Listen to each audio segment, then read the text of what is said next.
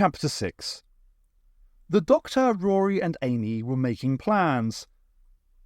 "We have to go to the tryouts in disguise," the Doctor said. "Sammy Star might spot us. So might that guard if he's around. Even if I take my cool hat off." "I'd suggest taking your cool hat off anyway," said Amy. "You know, just in case." "I've seen those programmes on TV," said Rory. "People queue up for hours to get in. We'll have to get there really early in the morning." "No, we'll have to get there really early in the morning," the Doctor told him. Rory looked puzzled. That's what I said?" "No," the Doctor told him. "You said we, meaning you, me and Amy. I said we, meaning just me and Amy. I've got another job for you, Rory." He told the others what he had in mind. Rory would go to the Golden Years home for the elderly. There he'd talk to Kylie Collins and Amber Hooper and find out all they knew about Sammy Star. Meanwhile, he and Amy would disguise themselves and go to the theatre. Once inside, they'd find out where the Weeping Angel was being kept. "What do we do when we find it?" Amy asked.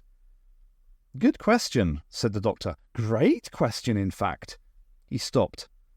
"So, what's the answer to my great question?" said Amy. The Doctor looked slightly sheepish. "Well, I'm sure I'll have worked out something by then. We'll have a whole day to sort it out. Rory, make sure you're back by the evening for the show." "Right," said Rory. "You can count on me." "Good," said the Doctor, "because I have a feeling we're going to need all the help we can get." The next morning, Rory caught a tube, then a train, and made his way to the Golden Years home for the elderly. He hadn't been keen on Miss Leake, but was quite glad when she opened the door. At least she knew who he was.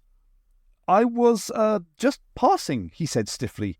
He didn't like telling even little white lies.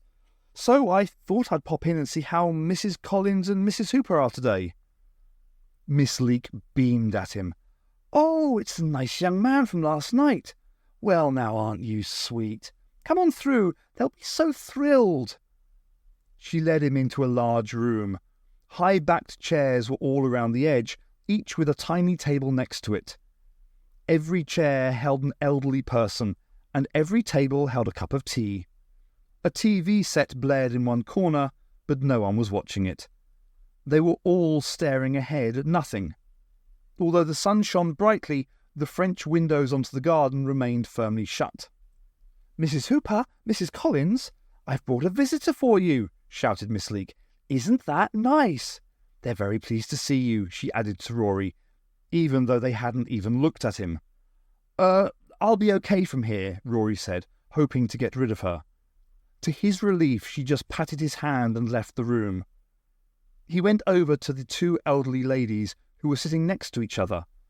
Not seeing any spare seats, Rory moved an empty cup and sat on the table between them. Then he stood up again. "This is silly," he said. "Let's go into the garden." Mrs. Hooper and Mrs. Collins looked as though he'd suggested bunking off school. For a second, he saw the cheeky schoolgirls they'd been once. Of course, if the Doctor was right, these old ladies had been schoolgirls only a few months ago. Rory opened the French windows and helped the two ladies over the step into the garden. They all sat down on a little bench by a rose bed. "It's lovely out here," said Rory. "You ought to come outside more, not just sit indoors." "There's no point," said Mrs. Hooper dully. Mrs. Collins raised her face to the sun. "It makes me think of being young," she said. "What happened when you were young?" asked Rory softly. "Can you tell me?" She shut her eyes, letting the sun play on her eyelids. "We got lost," she said.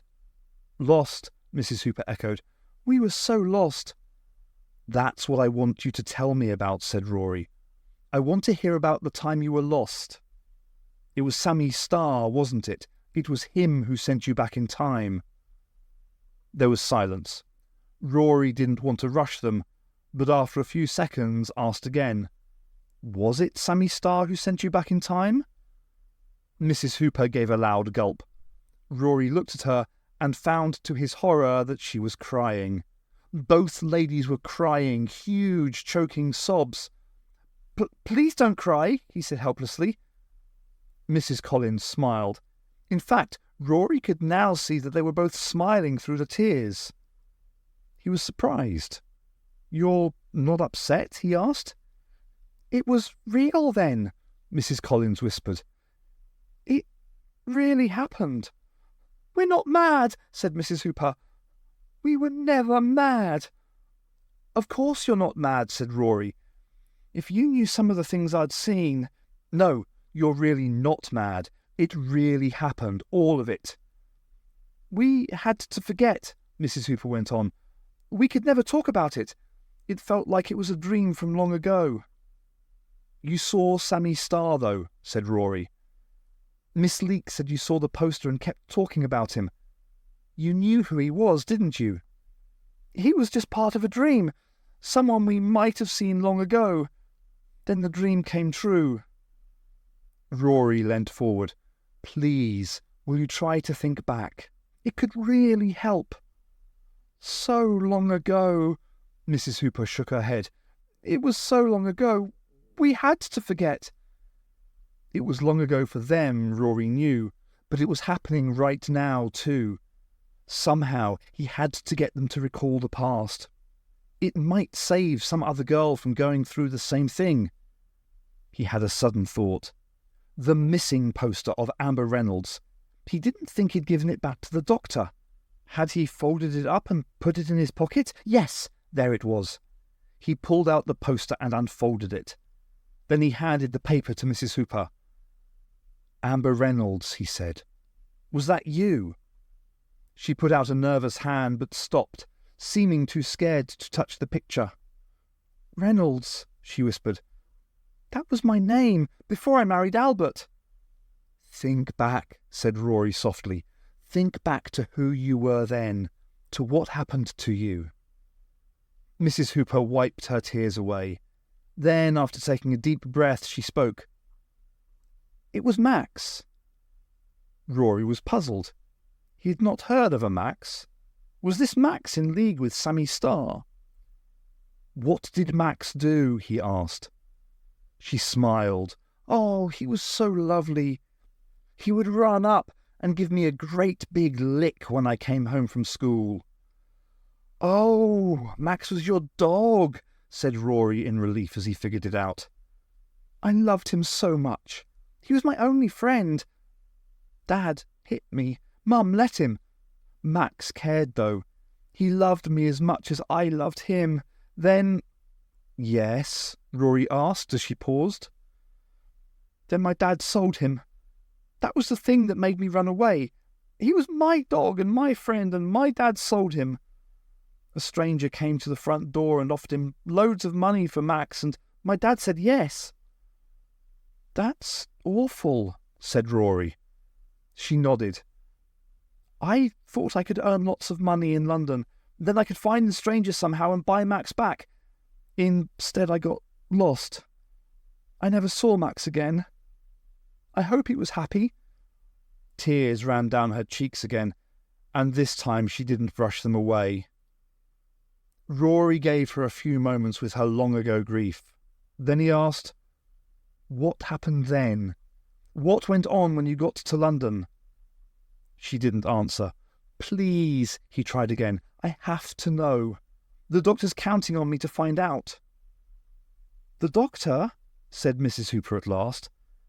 I think I met a doctor. Back then. Back in the dream. No, said Rory. This isn't a doctor. It's the doctor. Not someone you see when you're ill. I thought he was mad, she said, not taking any notice. Him and the red-haired girl, both of them mad, she sighed. They were the last people I saw before I was lost. Rory didn't like the sound of that at all. A mad doctor and a mad red-headed girl. That just had to be the doctor and Amy. That meant that the young Amber Reynolds was still out there somewhere. She hadn't been sent back in time yet. Whatever the doctor was up to, it seemed as though his plan was doomed to fail. Miss Leake came out into the garden. She had a folded magazine under one arm and was carrying a cup. "I wondered where you were," she said. "All of you out here. Now, mind you don't catch the sun." She handed the cup to Rory. "I just knew you'd like a nice cup of tea." Rory thanked her, even though he didn't want a cup of tea. "See, they're fine this morning after a good night's sleep," Miss Leake carried on. She didn't seem to mind that the people she was talking about were right in front of her.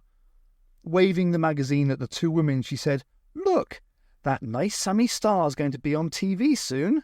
She turned back to Rory. "They'll enjoy that.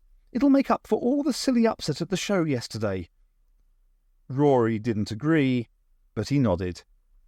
He wanted her to leave so he could find out more from Mrs. Hooper. Then, as she tucked the magazine back under her arm, he noticed a photo on the open page. It showed Sammy Starr in front of a gravestone, holding an apple. "Could I just have a look at that, please?" he asked, taking it from her before she could answer. He read the first few lines. "Oh no," he said. "Now we're really in trouble."